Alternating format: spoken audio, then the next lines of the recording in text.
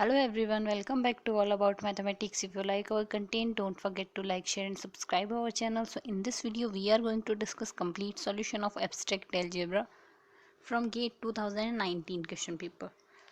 So GATE 2019 question paper में abstract algebra से total 5 question ask किए गए थे. So one by one हम सारे question discuss करेंगे. So let us start with the first question. First question is saying the number of element of order 15 in additive group Z60 cross Z50 is मतलब Z60 cross Z50 में order of 15 के number of elements निकालने. सो Z60 cross Z50 में elements निकालने के लिए सो Zn में order D way D is greater than 0 का एलिमेंट तभी एग्जिस्ट करेगा जब D डिवाइड्स N. सो अगर D N को डिवाइड कर रहा है then the number of element of order D in Zn equals to 5D. यहाँ 5D यूलर्स फंक्शन है और एक्स ऑर्डर का एलिमेंट होगा then X A B type का होगा जो G1 क्रॉस G2 ग्रुप से बिलोंग्स कर रहा होगा. देन ऑर्डर ऑफ एक्स होगा LCM of order A and order B का एलसीएम. सो यहाँ से ये जो एक्स को ए एंड बी के रिप्रेजेंटेशन में लिखा हुआ है देन ऑर्डर ऑफ एक्स होगा LCM of order A and order B. So यानी ऑर्डर ए ऑर्डर बी G1 G2 में एग्जिस्ट एलिमेंट का ऑर्डर है और G1 G2 में वही एलिमेंट एग्जिस्ट करेंगे जिनका ऑर्डर डिवाइड कर रहा होगा एन को. सो यहाँ से अगर एलिमेंट निकालेंगे देन ऑर्डर 15 के एलिमेंट इस केस में बन सकते हैं. सो ऑर्डर 15 के अगर एलिमेंट G1 क्रॉस G2 में बन रहे हैं देन उसी केस में बनेंगे 3 5 5 3 1 15 15 1 3 15 15 3 5 15 एंड 15 5 इन केसेस में बन रहे हैं क्योंकि इनका एलसीएम 15 है. इनके अलावा कोई केस बचा नहीं जिसका एलसीएम लेने पे हमें 15 मिले.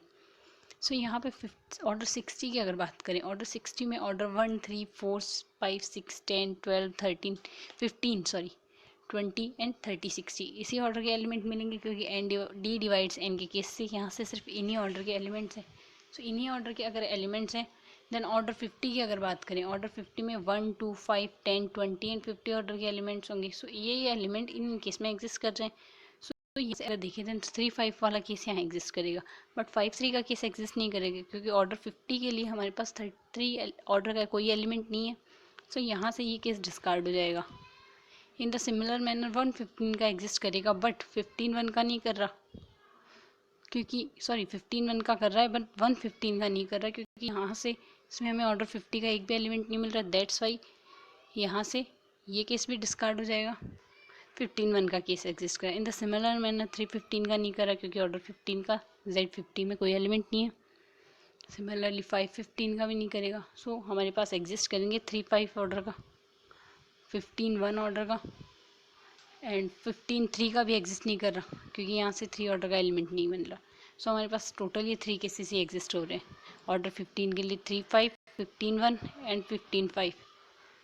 सो अगर ये केस एग्जिस्ट करेंगे देन इनका ऑर्डर आएगा 5 5 3 इंटू 5 5 5 15 इंटू 5 1 5 15 इंटू 5 5.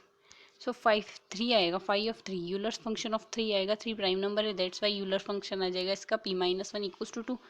5 भी प्राइम है so p minus 1 equals to 4. So 2 cross 4 equals to 8. इस केस में ऑर्डर 15 के हमारे पास 8 एलिमेंट होंगे जब फर्स्ट वाले का ऑर्डर का एलिमेंट Z60 से जो एलिमेंट एग्जिस्ट कर रहा है उसका ऑर्डर 3 और Z15 से जो एलिमेंट एग्जिस्ट कर रहा है उसका ऑर्डर 5 हो. सिमिलरली यहाँ से 5 15 एंड 5 1 सो 5 15 की वैल्यू 8 आएगी और 5 1 की वैल्यू 1. सो यहाँ से 8 एलिमेंट आ गए. सिमिलरली 5 15 और 5 5 के लिए 8 क्रॉस 4 इक्वल्स टू 32 एलिमेंट आ गए. So total number of element आएंगे इन सबका सम 8 + 32 इक्वल्स टू 48. सो यहाँ से इस क्वेश्चन का आंसर हो जाएगा 48. सो यहाँ से इस क्वेश्चन का आंसर आ जाएगा 48. सो टोटल 48 एलिमेंट हमारे पास एग्जिस्ट करेंगे ऑर्डर 15 के Z60 क्रॉस Z50 में. Now come to the next question. अगर नेक्स्ट क्वेश्चन डिस्कस करें तो यहाँ दिया Z125 be the ring of integer modulo 125 and modulo 125 multiplication modulo 125 if m is the number of maximal ideal of Z125 and n is the number of non units of Z125 then the m plus n की value निकालनी है जहाँ m तो maximal ideal है Z125 की और n यहाँ non units ideal है नॉन यूनिट्स है Z125 की. सो ये निकालने के लिए हमें मैक्सिमल आइडियल पता होना चाहिए. Number of maximal ideal in Zn में मैक्सिमल आइडियल कितने होंगे number of maximal ideal equals to in Z N equals to number of prime divisor of N, और एन के प्राइम डिवाइजर यहाँ से एन की वैल्यू 125 है, सो 125 का अगर प्राइम फैक्टराइजेशन करेंगे देन 5³ आएगा। सो यहाँ से नंबर ऑफ प्राइम डिवाइजर आ जाएगा 1, क्योंकि सिर्फ एक ही प्राइम आ रहा है 5। सो यहाँ से number of prime divisor equals to 1, that's why number of maximal ideal equals to 1। So M की वैल्यू आ गई यहाँ से 1। इन द सिमिलर मैनर अगर हमें नॉन यूनिट्स निकालने, सो अगर यूनिट्स निकाल दें then total number of elements में से अगर यूनिट माइनस कर देंगे देन नॉन यूनिट्स एलिमेंट आ जाएंगे। सो नॉन यूनिट्स एलिमेंट निकालेंगे, the unit element of a group are those non zero element of the group whose multiplication inverse exist, मतलब जिनका जिनका मल्टीप्लिकेटिव इनवर्स एग्जिस्ट करता है ग्रुप में नॉन जीरो एलिमेंट्स का, वो सारे एलिमेंट्स हमारे लिए यूनिट्स होंगे। सो यहाँ से यूनिट्स आ जाएगी U Z N is isomorphic to Z N star which is equals to U N के आइसोमॉर्फिक आ जाएगी। और यू एन होता है एन, यू एन में वो सारे एलिमेंट्स बिलोंग्स करते हैं जो एक्स नेचुरल नंबर हो और जिनकी वैल्यू 1 to n के बीच में हो और जीसीडी उनका n से 1 हो। सो यू 125 आइसोमॉर्फिक आ जाएगा यू जेड 125 की। सो यू जेड ये इसके यूनिट्स एलिमेंट हो गए, यूनिट एलिमेंट का ग्रुप बन गया। सो यहाँ से ऑर्डर ऑफ यू 125 टू 525, सो 525 यहाँ से फिर से यूलर्स फंक्शन इसकी वैल्यू निकालने के लिए, इसका प्राइम फैक्टराइजेशन था 5³। सो यहाँ से वैल्यू आ जाएगी 125 इंटू 1 माइनस 1/5। सो सिंप्लीफाई करेंगे तो 125 इंटू 4/5 कैंसिल आउट होगी, वैल्यू आ जाएगी 100। तो यहाँ से हमारे पास यूनिट एलिमेंट आए 100, नॉन यूनिट्स एलिमेंट निकालने क्वेश्चन में। सो नॉन यूनिट्स एलिमेंट आ जाएंगे, टोटल एलिमेंट 125, उसमें से यूनिट है 100, तो 125 minus 100 equals to non unit element यहाँ से आ जाएंगे। सो 25 आ गए यहाँ से नॉन यूनिट एलिमेंट। सो ये आ गई एन की value. So M plus N निकालना है, so 1 + 1 1 + 25 which is equals to 26। सो यहाँ से इस क्वेश्चन का आंसर आ गया 26 is the right answer. Now come to the next question. अगर नेक्स्ट क्वेश्चन देखें देन यहाँ का है, let omega with the primitive complex cube root of unity and I equals to -1 root, then the degree of the field extension of qi root 3 and omega over Q. So Q I root 3 omega over Q की degree of field की degree of extension हमें निकालनी है, क्या होगी। सो ये निकालने के लिए the degree of extension over the field is equals to the degree of irreducible polynomial of that field. ये डायरेक्ट रिजल्ट हमारे पास थ्योरम है कि किसी भी degree of extension over the field is equals to the degree of irreducible polynomial over that field. मतलब किसी भी फील्ड पे डिग्री ऑफ एक्सटेंशन निकालने के लिए फील्ड का उस फील्ड पर इररेड्यूसिबल पॉलिनोमियल निकाल लेना चाहिए, उसकी जो डिग्री होगी वही इसका डिग्री ऑफ एक्सटेंशन होगा। सो ओमेगा को हम लिख सकते हैं -1 + √3 i/2। सो ये हमें which can be generated by I and √3, ये ओमेगा आई एंड √3 से जनरेट हो सकता है। सो आई एंड √3 से जनरेट हो सकता है, then Q I √3 over Q is equals to Q I √3 and omega over Q. So ये दोनों की डिग्री बराबर होगी, क्योंकि इसे हम इससे भी जनरेट कर सकते हैं, डेट्स वाई दोनों की डिग्री बराबर होगी। डिग्री बराबर होगी देन यहाँ से इसकी जो डिग्री आएगी वो इसकी डिग्री ऑफ एक्सटेंशन आएगी। सो इसका डिग्री ऑफ एक्सटेंशन आएगा Q I over Q and Q √3 over Q का multiplication. So Q I over Q निकलेगा F X equals to x² + 1 is irreducible polynomial of degree 2 over Q आएगा। So Q I over Q आ गया हमारे पास 2। In the similar manner, gx equals to x² - 3 irreducible polynomial of degree 2 over q, then q √3 over q equals to 2. So यहाँ से भी degree 2 आ गई। So q i √3 over q equals to 2 × 2 equals to 4. So यहाँ से q i 3 omega over q equals to 4 आ गया। So यहाँ से इस क्वेश्चन का आंसर आ गया हमारे पास 4. So 4 is the right answer. Now come to the next question. Next question is saying consider the following statement. First statement is saying Q denotes the additive group of rational number f. Q to Q is non-trivial homomorphism, then f is isomorphism. Second statement is saying any quotient group of cyclic group is cyclic. Third statement is saying if every subgroup of a group G is normal, then G is abelian.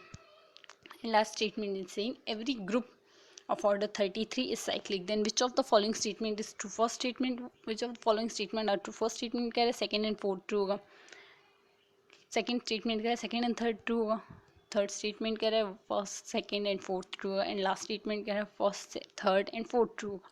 So one by one हमें सारे options देखने होंगे कौन सा true है कौन सा false है। सो अगर लास्ट ऑप्शन लेके चलते हैं, every group of order 33 is cyclic. So इसके लिए हमारे पास डायरेक्ट रिजल्ट है, if order of G equals to P Q and P and Q are prime where P less than Q and p divides q minus 1, then there exists a unique group of order pq up to isomorphism। तो यहाँ से सिर्फ unique cyclic group exist करेगा, वो होगा isomorphic g is isomorphic to z pq। सो order of g हमारे पास 33 है, 33 का प्राइम फैक्टराइजेशन करेंगे देन 3 क्रॉस 11 लिख सकते हैं, where 3 doesn't divide 11 minus 1 equals to 10 और 3 and 11 both are prime, so g is isomorphic to Z33। सो ये साइक्लिक ग्रुप हो गया, यूनिक साइक्लिक ग्रुप एग्जिस्ट करा। सो यहाँ से ये लास्ट स्टेटमेंट ट्रू हो गया जो कह रहा है फोर्थ स्टेटमेंट ट्रू है। सो यहाँ से अगर ऑप्शन से देखा, ऑप्शन सेकंड कह रहा है सेकंड एंड थर्ड ये ट्रू होगा ओनली। फिर यहाँ से बी ऑप्शन डिस्कार्ड हो गया। अब बचे 3 ऑप्शन, इनको देखना है कौन सा ट्रू होगा। Now come to the next option, option C को अगर देखें, ऑप्शन सी थर्ड स्टेटमेंट देखें, देन वो कह रहा है इफ एवरी सब group of a group G is normal subgroup then G is abelian. So किसी ग्रुप के अगर सारे सब ग्रुप अब नॉर्मल हो देन जी जो ग्रुप है वो अबेलियन होगा। All the sub group of Q8 are normal but Q8 is non abelian group. यहाँ से क्वांटनियन जो ग्रुप हमारे पास आता है उसके सारे सब ग्रुप हमारे पास नॉर्मल आते हैं, बट Q8 खुद एक नॉन अबेलियन ग्रुप है, दैट्स व्हाई यहाँ से ये स्टेटमेंट फॉल्स है और ये स्टेटमेंट फॉल्स है। देन थर्ड स्टेटमेंट फॉल्स है, बी तो हमने पहले डिस्कार्ड कर दिया, थर्ड स्टेटमेंट फॉल्स है इसलिए डी भी डिस्कार्ड हो गया जो कह रहा है थर्ड स्टेटमेंट ट्रू होगा। अब बच्चे 2 ऑप्शन ए एंड बी को देखने के लिए हमें वैसे सेकंड स्टेटमेंट चेक करने की ज़रूरत नहीं है क्योंकि ए एंड सी दोनों में सेकंड स्टेटमेंट की बात हो रही है। सो सेकंड स्टेटमेंट तो ट्रू होगा ही, but if you want to check we can check, but first statement check करना ज़्यादा ज़रूरी है क्योंकि अगर फर्स्ट चेक कर लिया देन ए और सी में से हम ऑप्शन डिस्कार्ड कर सकते हैं। बट अगर second statement we want to check then second statement ये कहता है any quotient group of a cyclic group is cyclic, then quotient group of a cyclic group is cyclic. We know that ये direct result है हमारे पास, that's why second statement तो true हो गया। फर्स्ट स्टेटमेंट देखते हैं, फर्स्ट स्टेटमेंट कह रहे हैं if q denotes the additive group of a rational number and f q to q is a non-trivial homomorphism then f is an isomorphism। तो सबसे पहले आइसोमॉर्फिज्म होती है, आइसोमॉर्फिज्म होती है t g to g dash is isomorphism if first statement है इसके लिए, फर्स्ट रिजल्ट है T G to G isomorphism होगी if T is homomorphism T one one और टी ऑन टू, ये तीनों रिजल्ट अगर कोई भी मैपिंग होल्ड करिए देन ऐसी मैपिंग आइसोमॉर्फिज्म होगी। So homomorphism T G to G star is said to be one one होगी, वन वन होमोमॉर्फिज्म होगी if kernel of T equals to zero. अगर kernel of T equals to zero आ जाए then ऐसी homomorphism one one होगी। Since F X equals to zero and F X equals to X, ये दोनों homomorphism Q to Q पे, and F is non trivial लेनी है, हमें नॉन ट्रिवियल लेनी है इसलिए ये कंडीशन तो डिस्कार्ड होगी कि trivial homomorphism. So F X equals to X homomorphism लेंगे, इसके लिए kernel of F equals to zero आएगा। So kernel of F equals to zero आएगा, यही वन वन की कंडीशन। कोई भी होमोमॉर्फिज्म अगर वन वन है देन वन वन होगी if and only kernel of T equals to zero, और यहाँ से कर्नेल ऑफ टी का जीरो आ रहा है दैट्स वाई ये वन वन है। एफ वन वन आगे साथ ही F of X onto भी है हमारे पास, ऑन टू भी है दैट्स वाई कोई भी ये होमोमॉर्फिज्म है जो वन वन है ऑन टू है दैट्स वाई ये हमारे पास आइसोमॉर्फिज्म हो गई। आइसोमॉर्फिज्म हो गई तो फर्स्ट स्टेटमेंट ट्रू हो गया, और अगर फर्स्ट स्टेटमेंट ट्रू आ गया देन यहाँ से स्टेटमेंट सी करेक्ट आ जाएगा, ऑप्शन सी करेक्ट हो गया जो कह रहा है first statement second statement and fourth statement correct है। तो यहाँ से ऑप्शन सी करेक्ट आ गया। Now come to the next question, next question and last question of this video. तो उस क्वेश्चन को हम डायरेक्टली ए की स्टेटमेंट से करेक्ट कर सकते हैं क्योंकि ये स्टेटमेंट कह रहा है first of all consider the following statements. Statement first statement कह रहा है रिंग जेड माइनस वन का under root is unique factorization domain, यानी जेड आइटम मतलब Z minus one root U F D है। सेकेंड स्टेटमेंट कह रहा है the ring Z minus five root is P I D. Third statement कह रहा है if the polynomial ring z2x the ideal generated by x cube plus x plus 1 is maximal ideal. Last statement is saying if the polynomial ring z3x the ideal generated by x4 x1 is prime ideal, then z यहाँ denote कर रहा है set of integer को, denoted the set of all integer modulo, और z N denote कर रहा है set of all integer modulo n for any positive integer which of the following statements true. First statement क्या first second third हो गया true, second B कह रहा है फर्स्ट एंड थर्ड होगा, थर्ड ऑप्शन सी कह रहा है फर्स्ट सेकंड एंड फोर्थ होगा, एंड लास्ट स्टेटमेंट कह रहा है सेकंड एंड थर्ड होगा। So one by one options compare करेंगे। सो अगर फर्स्ट के लिए हम रिजल्ट कहाँ मिले if d equals to 1 and 2 होगा then z minus root d minus root नहीं root of minus D is E D होगा। अगर d इक्वल्स टू 1 एंड 2 है तो, और अगर d ग्रेटर देन 2 है then z root minus D is not U F D. इस case में यू एफ डी नहीं होगा। सो हमारे पास z माइनस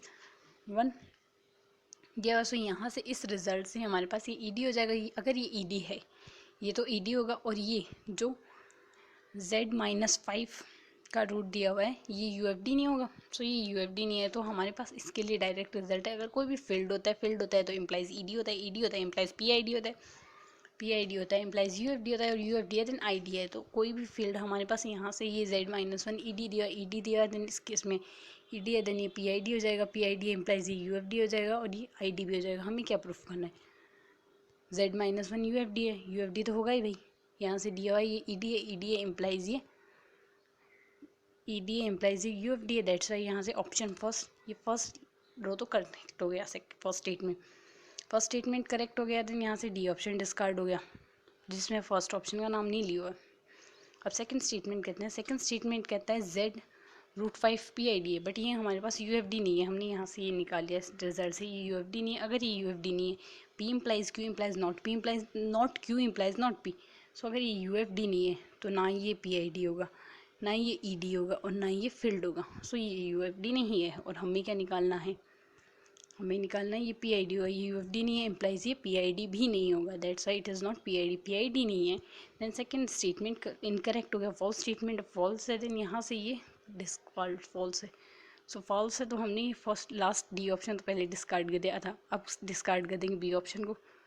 सॉरी यहाँ से नहीं, यहाँ से फर्स्ट ऑप्शन सी में का है, यहाँ से भी सेकंड स्टेटमेंट को ट्रू बता रहा है, और यहाँ से भी सेकंड स्टेटमेंट को ट्रू बता रहा है। सो बचा क्या, बचा है ऑप्शन बी। सो यहाँ से ऑप्शन बी को हम डायरेक्टली करेक्ट कर सकते हैं। हम अब हमें बाकी दो स्टेटमेंट्स और चेक करने की ज़रूरत नहीं है।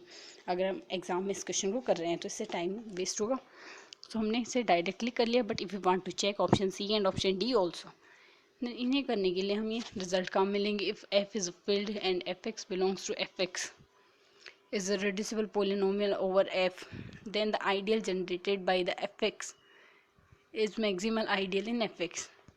So इससे हमारे पास आएगा z2 एक फील्ड है, z2 एक फील्ड है, और fx equals to X cube plus X plus 1 irreducible होगा ओवर z2। सो अगर ये इरेड्यूसिबल है then fx equals to X cube plus X plus 1 is maximal ideal होगा, मैक्सिमल होगा। दैट्स वाई यहाँ से ये स्टेटमेंट ट्रू हो जाएगा, क्योंकि हमें यही चेक करना है कि in the polynomial ring z2x the ideal generated by x cube plus x plus 1 is maximal ideal। सो यहाँ से ये स्टेटमेंट ट्रू हो गया, थर्ड स्टेटमेंट ट्रू आ गया। हमारे पास वैसे भी बी ऑप्शन करेक्ट आ रहा है। और लास्ट स्टेटमेंट अगर चेक करेंगे तो ये स्टेटमेंट फॉल्स ही आएगा, क्योंकि यहाँ से इसमें नहीं दिया हुआ।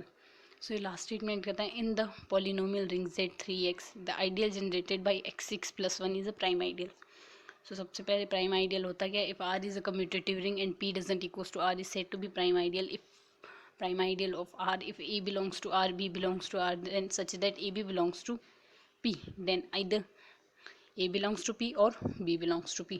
So यहाँ से z of x दिया हुआ है x raised to the power 6 plus 1, then x raised to the power 6 plus 1 plus 3x raised to the power 4 plus 3x square, क्योंकि z3 से बिलोंग्स करे देन इसे हम इस फॉर्म में लिख सकते हैं। तो इस फॉर्म में लिखेंगे देन एक्स स्क्वायर प्लस 1 की होल क्यूब आ जाएगा। सो ये इस फॉर्म में लिखा जाएगा। So but X square plus 1 whole X square plus 1 जो पॉलिनोमियल है वो बिलोंग्स नहीं कर रहा है x to the power 6 plus 1 से। सो यहाँ से ideal generated by g x equals to x to the power 6 is not prime ideal, क्योंकि प्राइम की कंडीशन हमने ये दी थी a belongs to R, b belongs to R, तो and a b belongs to P, then either a belongs to P होना चाहिए फिर बी बिलोंग्स टू पी होनी चाहिए। बट इस केस में ये बिलोंग्स नहीं कर रहा, दैट्स वाई ये प्राइम आइडियल नहीं है। देन लास्ट स्टेटमेंट हमारा यहाँ से डिस्कार्ड हो जाएगा। तो हमारे पास करेक्ट स्टेटमेंट हुआ option third, statement third and statement first are correct option. Sorry, that's why हमारे पास ऑप्शन भी करेक्ट आ जाएगा। सो आज के इस वीडियो में हमने एब्स्ट्रैक्ट अलजेब्रा से पूछे गए गेट 2019 के 5 क्वेश्चन थे, सारे डिस्कस कर लिए। अगर आपको वीडियो पसंद आया तो वीडियो को लाइक शेयर एंड सब्सक्राइब करना ना भूलें। Thank you.